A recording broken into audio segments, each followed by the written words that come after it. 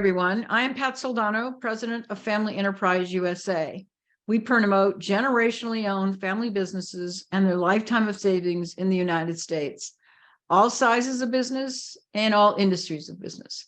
So I'm very pleased to have with me today Chad Goodfellow, who is the CEO of Goodfellow Brothers. Really appreciate him getting on the call today to tell us about his family business, his family story, and share with us some of his experiences. So Chad, thank you so much for joining us. Thank you so much for having me. So let's start by having you give us a brief history of the family business. I know it's over 100 years old. That's so exciting. Share with us maybe the history, how it got started, and a little bit about the business. Yes. So Goodfellow Brothers, we're a heavy civil construction contracting business. It was founded by my great-grandfather and his two brothers shortly after World War II. Shortly after World War I. Let me predate myself. So in 1921. So last year was our 100-year anniversary. Back when they founded the organization, it was really about providing infrastructure and roads to communities that weren't able to get their products to port. So our company was originally founded in Wenatchee, Washington. Wenatchee is kind of the breadbasket of Washington State. It's the apple capital of the world. There's lots of cherry orchards, apple orchards, pear orchards, wheat. And at that time, a lot of the farmers and orchardists in the area had a tremendously difficult opportunity to get their fruits and different things out to the port of Seattle. And so in the early days, a lot of our construction projects were basically building the roads and building the infrastructure to connect the agricultural hub of the state to the port of Seattle. Back then, when we would estimate jobs, we were estimating based on bales of hay to feed the horses that would pull the equipment. In today's world, we're estimating based on, kind of some of the newer technology of GPS and diesel-powered equipment. But still, to our family, our roots have stayed the same. And our mission really falls around taking care of being the contractor of choice for our employees, our customers, and the communities in which we live and work. Currently, we work across the Pacific Northwest in Washington State, Oregon, Northern California, from Santa Clara out to Sacramento, and on every island in the state of Hawaii. So we have about 300 salaried employees, and we have about 1,200 union employees that help us solve the day-to-day challenges for our customers and help build the infrastructure of the country. Well, that's really interesting, and I know you're fourth generation, and kudos to you for doing that, making it to the fourth generation. Maybe you could talk to us a little bit more about the community involvement that you mentioned. As we've learned with our annual survey, 76% of family businesses actually do give locally. So if the family business has to be cut back or sold for whatever reason, be it the estate tax or other economic reasons, not only do the families suffer and the employees suffer, but the community suffers. So talk to us a little bit about the community giving that you and the family and the business do. Absolutely. My great-grandfather, who was the founder of the company, he was a very patriotic man. And particularly having just fought in the war with his brothers. And so one of the things that was really important to him was they said, we just got back. He was in the Army Corps of Engineers, and they were helping rebuild Europe. And the thing that he was most passionate about was, how do we rebuild our country? And so when he came back, that was his mission. And he'd always say, we don't just build projects, we build America. And so we still, in today's even though the tools are different today, we still, keep that very near and dear to our heart. And beyond just building in the communities in which we live and work, it's about giving back. And my family, this is actually 2022 is our 50th year working in the state of Hawaii. We've been incredibly fortunate to have been brought in to this community. And there have been a lot of people along the history of our organization that have supported us and helped us grow and helped us be successful in the state of Hawaii. So with that, it also comes a responsibility to give back and things that we do, on all the islands. One thing in particular that it makes a pretty decent impact is anytime there's a major forest fire, the resources of, the different islands in the state, they don't have the helicopters and the heavy equipment and all the different things that we have to help create fire breaks and help protect people that are in harm's way. And so whenever there's a fire, we're a first responder, and we have all of our, the operators and folks that are involved in fighting fires certified and trained to be able to fight fire. And we've been able to save, a lot of houses over the years. And it's something that we take a lot of pride in, being able to help out our community in that regard. As far as different nonprofits, the Maui community is very fortunate. We've got a lot of great people doing a lot of great things within this specific community. And so we do our very best to support as many as we can. And being, a local family-owned business, it allows us to kind of reinvest in the communities that we live in. And whereas some of the larger, kind of multinational corporations, they have a different giving strategy. I think it's more globally based. For us, it really allows us to give back to our home, and we take a lot of pride in that as well. You should. That's just amazing. That's really a great for the community, and I'm sure it is very rewarding to the people doing the work as well. So that's excellent. So you're in a big industry, probably pretty regulated industry, and so you have to deal with government regulations as well as tax and economic policy that our country imposes on not only businesses but the families of those businesses. And so maybe you could talk to us a little bit about maybe what you've endured or what your opinions are around kind of some of the policies that you and your family and your businesses had to endure. Yeah, I think one of the big impediments that we face, a lot of it is even for we both work for private infrastructure, private developers, and we also work for the different municipalities and states, across where we work. And one thing that we've seen over the last, probably 30 years is the level of regulatory requirements and permitting requirements that go into a project before it can actually break ground, before our employees can actually go and show up and start, moving material.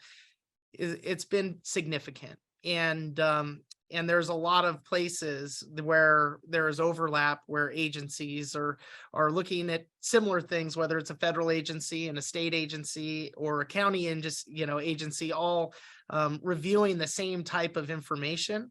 And with that, we see a lot of delays. As an example, in the state of Hawaii, are probably on average, from a time a project is bid to a time where it is actually ready to go to work can be over a year, which is really challenging when you're trying to forecast the cost of diesel and the cost of materials at bid time, knowing that the project probably isn't going to take place for over a year. So those type of challenges, a lot of them are due to permitting situations, whether it's a federal waterway permit, or whether it's a federal or even a state or county Department of Health permits. It becomes really challenging to even know the process at which some of these projects have to take to get ready for a heavy civil contractor to even show up.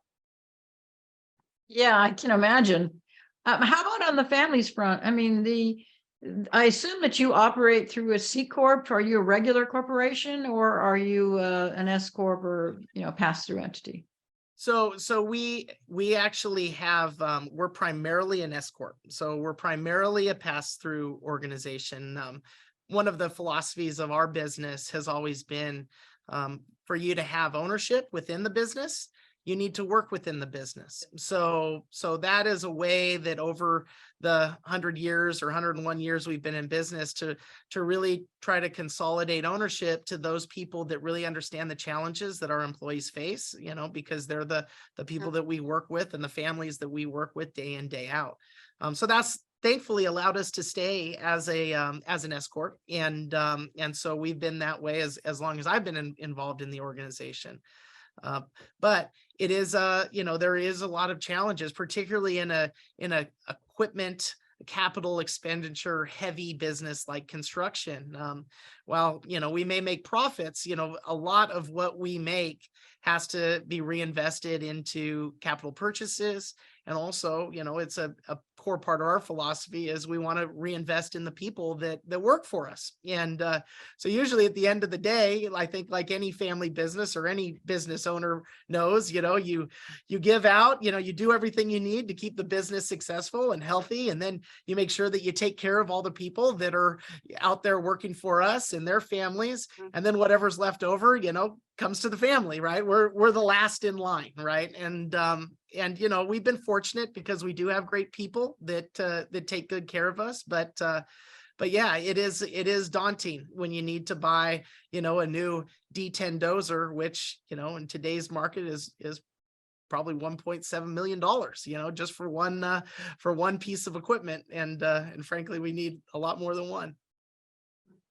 Well, I think it's really commendable that, you want the family to work in the business, and if they want to be owners, they have to work in the business.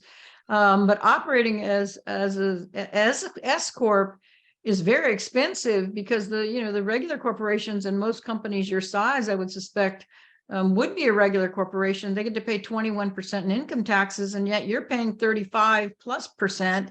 So as you said, that leaves you a lot less money to invest back in the business and creating new jobs. And it's one of the things that we're trying to get legislators to understand, because we've learned that almost 80% of family businesses operate as a pass-through entity. So they're paying these very high income tax rates, and Congress, through the Build Back Better Act, was in fact trying to increase those rates. So it's really important that we let our members of Congress know just how onerous that tax is. And then I'm sure you've had to deal with the estate tax on top of that, right? I mean, family businesses, families are the ones that pay an estate tax, not corporations.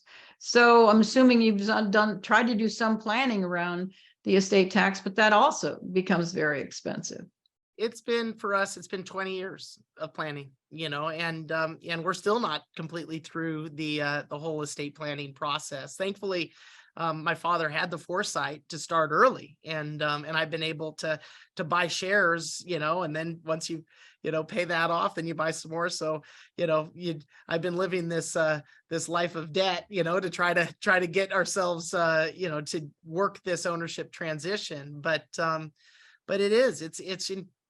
it's really cumbersome, and I think that as we go forward, it becomes a real challenge as the company has grown over the years, because the company is a lot bigger than it was when we started our ownership transition over the last 20 years. And I fear what that will look like when it comes time for us to transition to the 5th generation.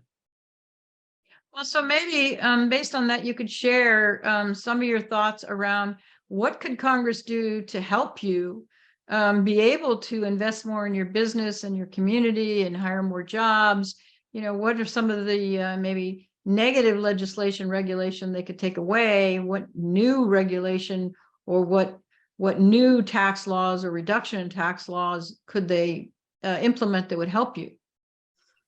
So I think first off, definitely looking at a lot of the environmental regulation around getting both public works, private works, and utility projects started. We do a lot of renewable energy projects, both solar and wind.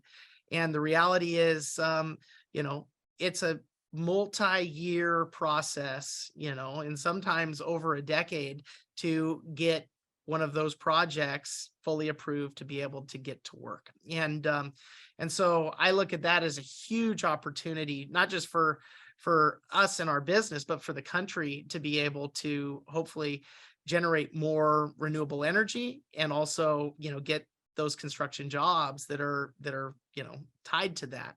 But it doesn't just stop there. I mean, whether it's the state of Hawaii, sometimes they have the same challenges that a private developer does when it comes to building these projects. And so, we really look to the federal government as hopefully setting the path and leading the way, and creating a system that has not just streamlined process, but also specific dates and specific timelines that need to be met so that reviews can happen in a expeditious process. And I am not against, I am definitely for environmental review.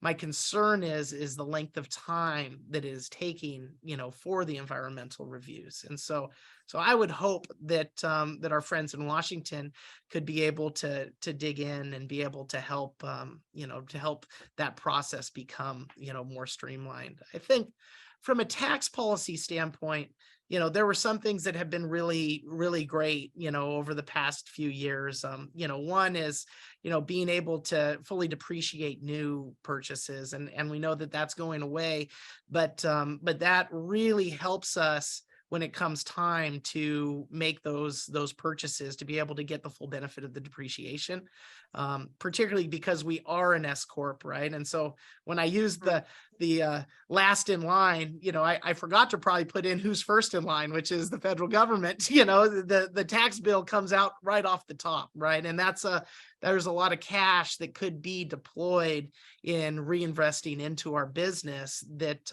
currently we don't have that opportunity.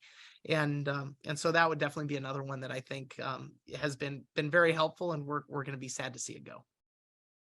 Well, that is very, very interesting and very insightful. And I know our members of Congress will be very anxious to hear that. So I really appreciate your time today. Do you have any final words that you would like to leave us with?